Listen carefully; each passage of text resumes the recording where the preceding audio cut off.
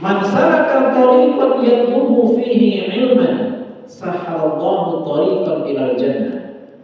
Siapa yang memudahkan langkah kakinya untuk hadir dalam majelis ilmu, dalam kajian seperti ini, maka Allah akan memudahkan kelak langkah kakinya menuju surga.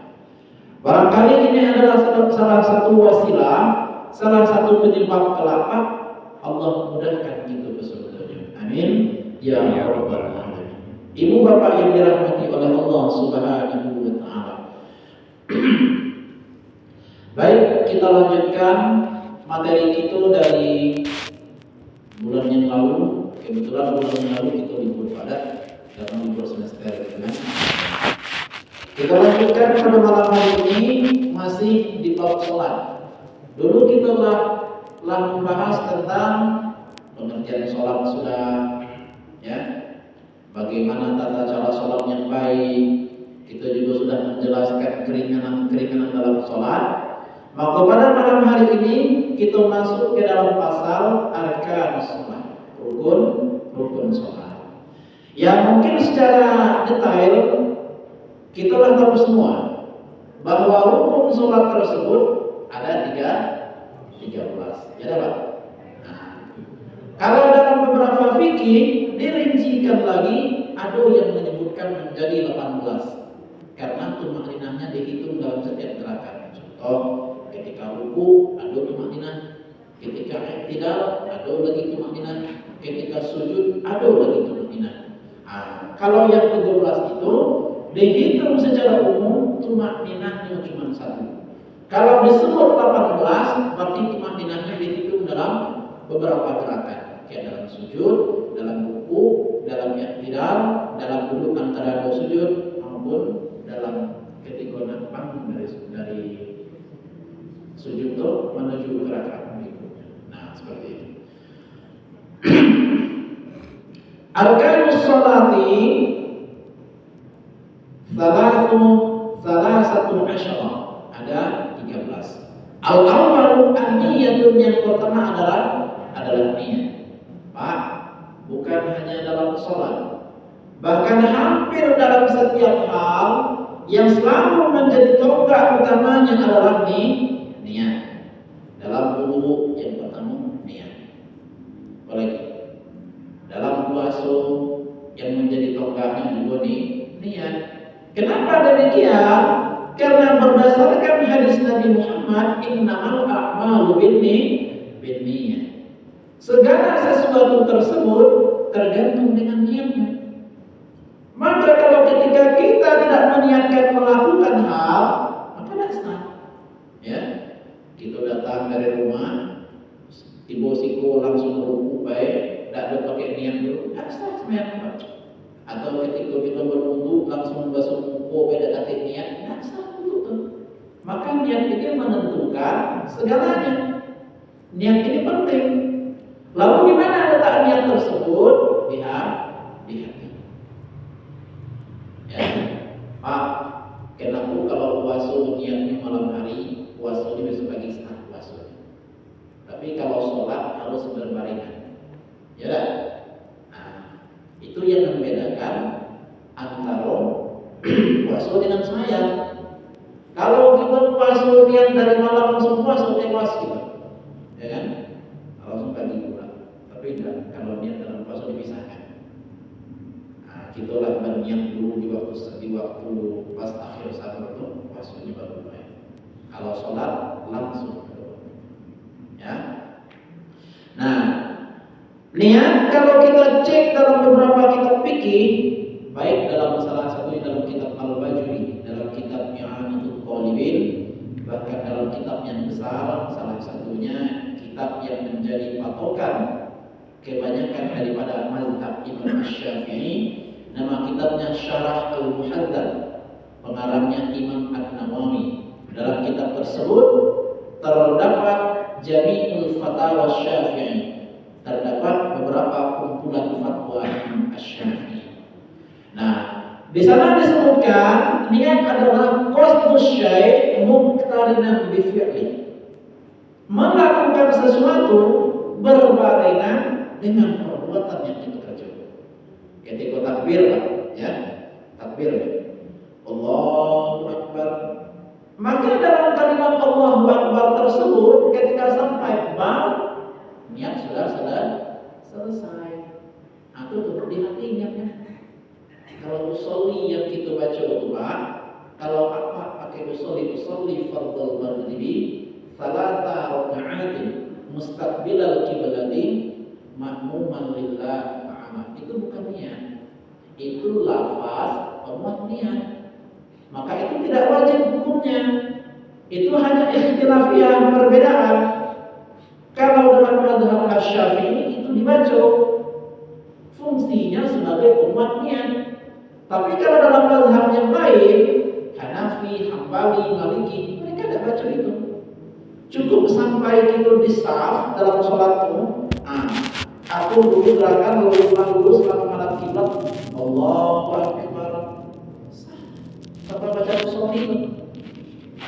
Jadi bacaan kalimat usolli itu tidak wajib. Dibaca silakan, dan dibaca tidak perlu juga. Jangan gara-gara kalimat singkat itu kita ribut. Jangan gara-gara kalimat itu kita saling menyalahkan. Itu hanya perkara ikhtilafiyah, perkara perbedaan pendapat. Nah, kita baca silakan, nah dah cukup. Yang terpenting ketika kita niat di sini.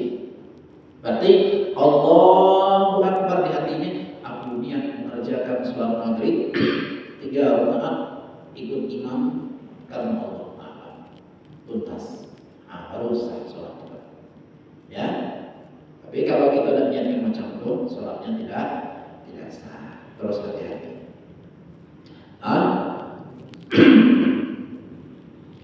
Nah, selanjutnya, kenapa pentingnya niat ini, Pak?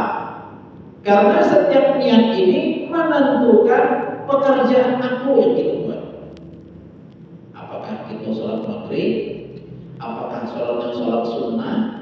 Apakah sholatnya sholat istikharah? Apakah tahajud? Maka harus diniatkan. Pak, kalau kita berniat dari rumah tadi nak sholat maghrib di siku langsung kita takbir, sah?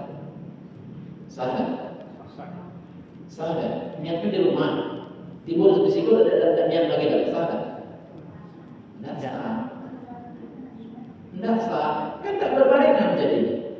Ya, kita niat dari rumah, baniatlah kita baca niat dari rumahnya, tapi timbul di siku pas takbir dah ada lagi niat di hati. Apa macam itu macam tidak sah? Kenapa tidak sah? Qasdu syekh muqtarinan bi fi'li. Dalam sholat niat tersebut harus berbarengan, harus bersamaan.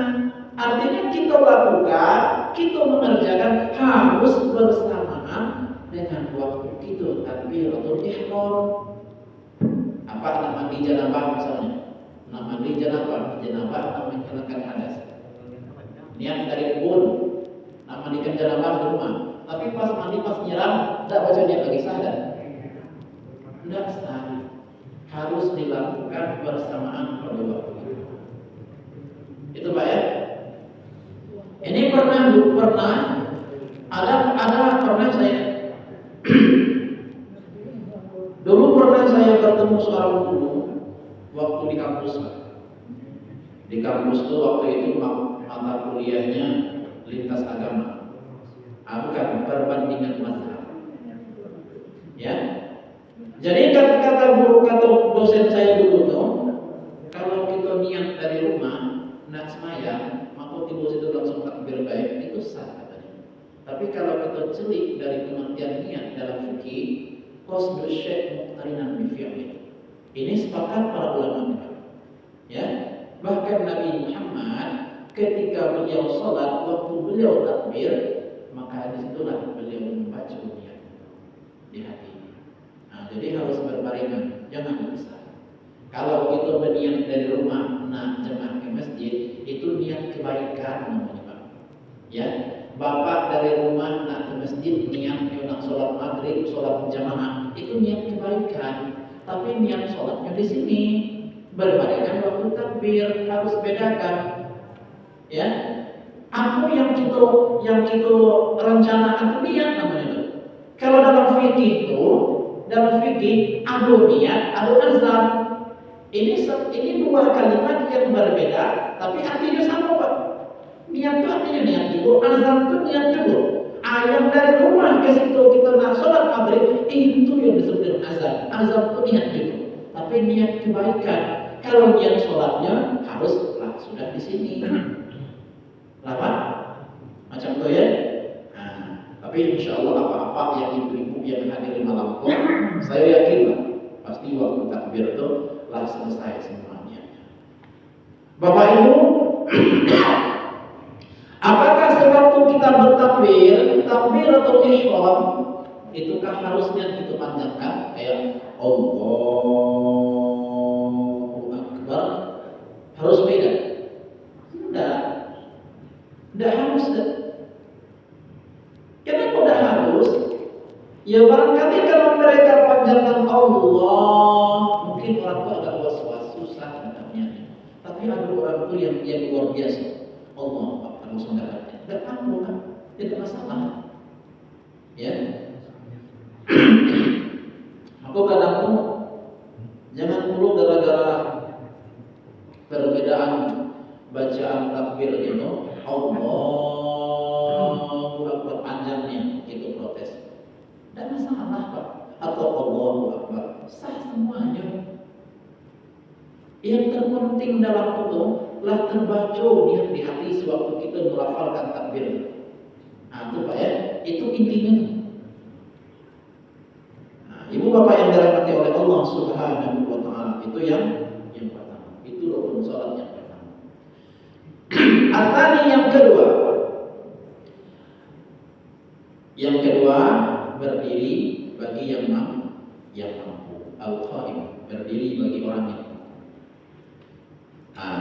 Kenapa dibuat berdiri bagi yang mampu? Kenapa dimasukkan sebagai rukun salat berdiri bagi yang mampu? Karena sholat yang paling afdal itu berdiri. Jadi dapat kita mengekspresikan semua anggota tubuh kita. Pak, dalam menurut penelitian nih, ternyata sholat itu bisa menyehatkan badan. Ini apa?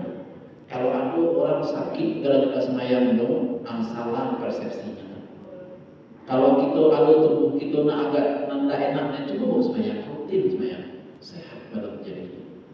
Ya, telah dikatakan Nabi itu, setiap gerakan yang terdapat dalam sholat itu menyehatkan. Ya, apalagi kita buat dalam setiap gerakan pun sesuai itu maknanya. Dan Allah itu bukan sehat, asam urat utama macam itu. Kalau capek macam itu, bahkan besok-besok tertulis kaki. Kan ada gerakan macam itu gerakannya. Tapi kalau di musola di sini, alhamdulillah gerakannya boleh dikatakan hampir sepenuhnya. Kenapa? Untuk maknanya tidak.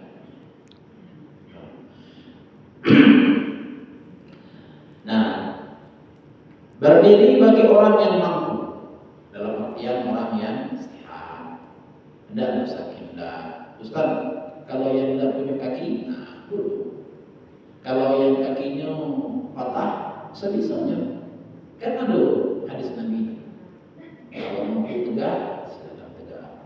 Kalau tidak mampu tegak, boleh berbaring. Duduk. Kalau tidak mampu duduk, boleh berbaring. Kalau tidak mampu berbaring, boleh. Insya Allah dengan anggota tubuh. Apakah pakai mata?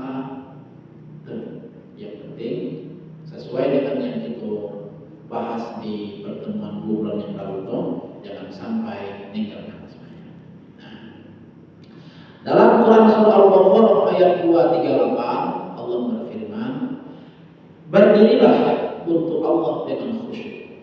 Makna berdiri di situ laksanakanlah sholat dengan baik yang khusyuk. Khusyuk itu macam tenang, ya Pak. Mungkin kalau kita bertanya mau khusyuk itu, kita bisa konsentrasi ini yang pikiran tidak kemana-mana, tidak mikir kamu lagi urusan dunia ini, tidak mikirkan lagi soal kebun sawit kita, itu dah tahu kalau kita sampaikan. Ya, wallahu a'lam. Tidak ada orang yang bisa hilangnya menurut. Nah, tapi makna khusyuk di sini bisa juga kita tafsirkan sebagai tenang dalam sembahyang. Gerakannya aku sesuai dengan yang kita ajarkan, ya. Ada satu hadis Nabi yang menegaskan kepada kita semua. Bahkan hadis tersebut pada awal hadisnya menggunakan kalimat perintah. Sallu kama ra'aitumuni usalli. Mungkin apa hafal semua hadis ini. Salatlah kalian sebagaimana aku salat.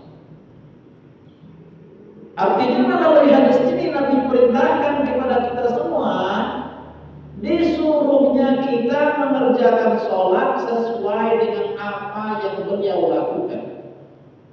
Nah, inilah salah satu gambaran dalam kitab hadis Bulughul Maram, dalam kitab Syarah Subul Salam Kibanatul Ahkam dijelaskan, idza kabbara, apabila Nabi bertakbir, ja'ala yadaihi, maka Nabi menjadikan kedua tangannya hazwa mankibaihi, setara sejajar dengan bahunya. Ini Pak. Ya. Lahan murni, lah tegak yang betul, berdirinya sudah pas, menghadap kiblat. Nah, baru mulai. Ya Pak ya. Jadi tidak asal-asal berdiri, dan harus sesuai kiblat kalau kita tegak. Karena sholat tidak akan sah kalau tidak menghadap kiblat. Nah, kemana arah tegak kita? Kalau kiblat kita di Sikong, berarti di situ madanya. Lalu bagaimana kalau seandainya kita di kebun? Kita tidak tahu udah arah kiblat. Maka pada hari ini Pak, kita punya Android nih, download aplikasi Kompas. Itu bisa memastikan arah kiblat. Insya Allah akurat. Nah, dimanapun kita pergi itu Pak, kalau kita pakai aplikasi itu, ya kita tahu kemana arah kita sholat. Tapi ada waktu tertentu kita boleh sholat dan menghadap kiblat. Itulah kita bahas itu pertemuan yang lalu. Kapan? Dalam perang, misalnya. Ketika naik kendaraan, ketika dikejar musuh. Apa kalau berangkat haji itu kalau pernah sholat dalam pesawat? Apa tahu nggak kita masuk pesawat nggak tahu? Maka tidak tahu. Karena dalam kondisi seperti itu. Itu. Al-thalis yang ketiga, rukun yang ketiga. Takbiratul ihram yang ketiga itu mengucapkan takbiratul ihram. Mengucapkan Allahu Akbar sebagai pembuka salat. Qiraatu Allahu Akbar mafatihus salat. Mengucapkan kalimat Allahu Akbar untuk memulai salat. Pak, kalau kita baca kalimat lain sah tidak? Kalau kita baca kalimat lain sah tidak? Hah? Sah tidak? Ibu-ibu sah tidak? Misalnya kita ganti Allahul Azim, Allahul Karim, sah tidak? Hah? Dianya Allah mengadap ya? Tempatnya bisa. Tidak sah ya? La yasihhu salata, tidak sah salat seseorang kalau dia mengucapkan kalimat selain Allahu Akbar. Tidak sah kan? Ya? Atau dia balik kalimatnya dibahas tuntas dalam kitab I'anatul Talibin syarah daripada kitab Fathul Mu'in.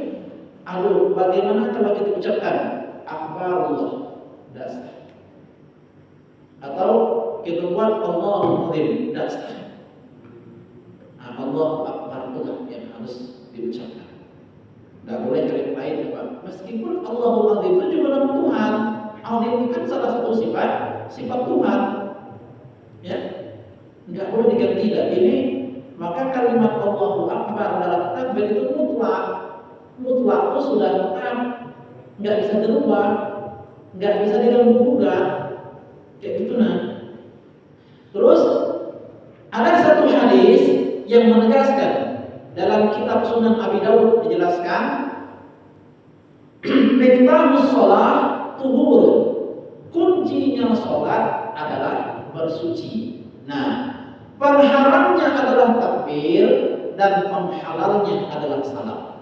Pak, kalau kita pahami hadis ini secara tekstual, bingung nggak? Pengharamnya adalah takbir, penghalalnya adalah salam. Apa maksud pengharam di sini? Bu, apa maksud pengharam dalam hadis ini? Pengharamnya adalah kalimat takbir, penghalalnya adalah kalimat salam. Pengawalan. Nah, kalau kita baca asbabul wurud hadis ini Pak Bapak Ibu, yang hadis yang menegaskan kunci sholat adalah suci, pengharamnya adalah takbir, penghalalnya adalah salam.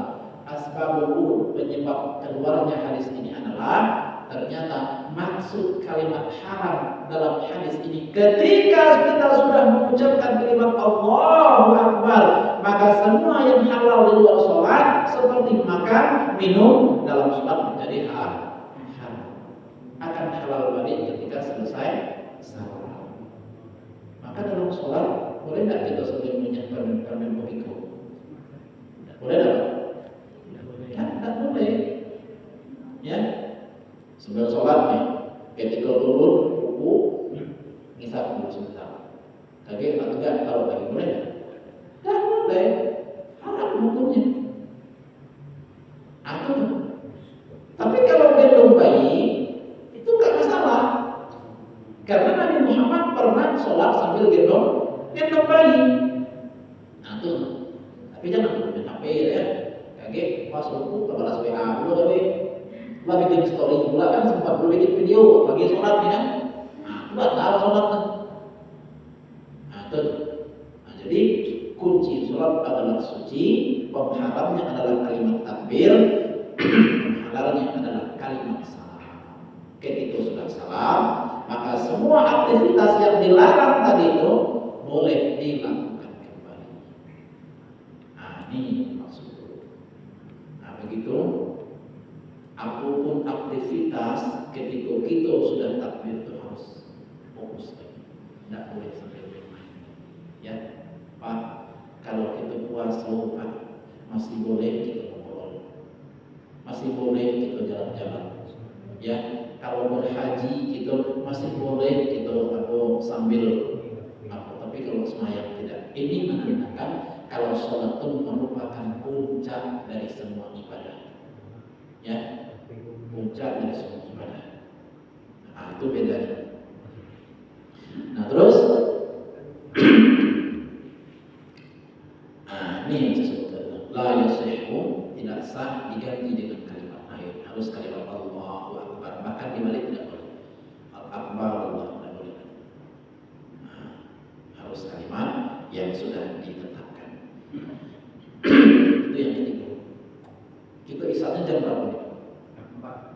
4. Ar-rabi'u yang keempat. Yang keempat qira'atu suratil Fatihah. Membaca surah Al-Fatihah. Nah. Dalam hadis Bukhari, tidak sah salat seseorang, la yasihhu salatu ahadukum, tidak sah salat seorang kalian kalau tidak membaca surah Al-Fatihah. Kalau sholat tidak baca surah pendek tidak apa. Kalau sholat cuma baca satu kali tidak apa. Contohnya Subhana rabbiyal azim wa bihamdi, baca sekali tidak apa. Atau Subhanakallahumma rabbana wa bihamdika Allahumma ighfirli, baca sekali tidak apa. Atau kena agak cepet dikit atau urusan Subhanallah tidak apa. Tapi kalau Fatihah yang tidak dibaca, la yasihhu shalah, dan sah sembahyang. Lalu bagaimana kalau kita sholat berjamaah Bapak Ibu? Ketika sholat berjamaah kita sampai di masjid, di musola ini imam baca surah bagian terakhir. Bijidha hablum min masad. Takbir kita cuma dapat satu ayat. Alhamdulillahirabbil alamin. Imam buku. Apakah kita teruskan Fatihah atau ikut? Ikut bro. Tidak payah selesaikan lagi Fatihahnya dah. Kenapa? Fatihahnya lah ditanggung sama imam. Tapi kalau sholat sendiri kita baca separuh baik, tidak sah. Hati-hati dong, tidak sah. Kalau imam tidak sah. Ya, tapi jangan dulu kita berimam kita malah meleha, tidak baca Fatihah. Nah, tidak sah itu. Yang ditanggung sama imam itu yang unsur-unsur yang kita tidak sengaja, bukan sengaja yang kayak kita lambat. Kayak imam baca surah singkatnya, nah itu yang ditanggung sama imam. Tapi kalau kita udah sengaja udah baca di belakang berjamaah, kita ada waktu untuk baca itu tidak sah. Nah itu beda. Ibu bapak yang dirahmati oleh Allah Subhanahu wa Ta'ala. Nah, terus kembali lagi nih Pak, tentulah bacaan Fatihah itu harus sempurna. Sempurna itu macam mana? Sempurna itu sesuai dengan makhrijul hurufnya, pas penyebutan setiap hurufnya. Kayak Alhamdulillahirabbil alamin. Bukannya kalau ada teman-teman kita yang orang Jawa mereka agak susah gitu kan. Katanya. Terus ha yang terdapat di awal itu ha kecil, ha pedas. Maka akan ditegaskan dikit. Alhamdulillahirabbil alamin. Kalau kita baca tidak sesuai. Pak, satu kalimat kalau kita salah penyebutan huruf artinya berubah. Maka harus perhatikan. Nah, kita harus tahu lagi bahwa orang yang kalau orang-orang yang jadi imam itu carilah Fatihahnya yang sudah pas, tahu panjang pendeknya, paham hukum ilmu tajwid, ya, paham mana saja bacaan umum, tahu di mana itu ikhfa, mana itu idgham, mana iqlab, mana itu mutakarribain, mana mutajannisain, mana mutamatsilain, mana hukum qalqalah, bahkan hukum sakta atau bahkan hukum gharaibul Quran, tahu benar. Ya. Ditegaskan ketika bacaan. Alhamdulillahirabbil alamin. Ar-Rahmanir Rahim. Maliki yaumiddin. Iyyaka na'budu wa iyyaka nasta'in. Ihdinas siratal mustaqim. Kalau yang itu baru harus apa? Hayat kita bikin ihdinas. Tusal ihdinas siratal mustaqim. Itu qaujungnya. Berarti qim bukan kim. Kalau kim kah, tapi qim. Siratal ladzi. Kalau yang itu ada tebal apa? Ada zal, ada zal, ada za, ada za. Kalau yang seperti ini za. Kalau yang seperti ini za. Tebal. Allazi bukan allazi. Kalau allazi artinya lezat. Kalau allazi artinya orang-orang. Nah, itu bedanya juga. Jadi bagaimana? Siratal ladzina an'amta 'alaihim. Ditebalkan. Itu bedanya. Ditebalkan bacaan tadi. Insyaallah saya yakin Pak yang berisiko, ibu-ibu juga telah baik semua bacaan Fatihahnya. Insyaallah. Lah hebat betul. Latihan ya. Ustaz, tentang orang pertanyaan. Ya, lumayan kalau pas dengan pertanyaan aku di ya. silakan.